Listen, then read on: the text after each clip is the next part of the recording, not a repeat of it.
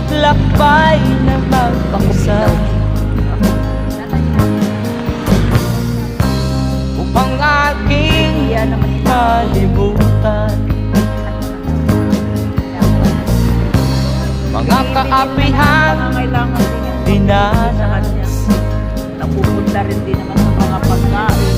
Ihahanap ng kalunasan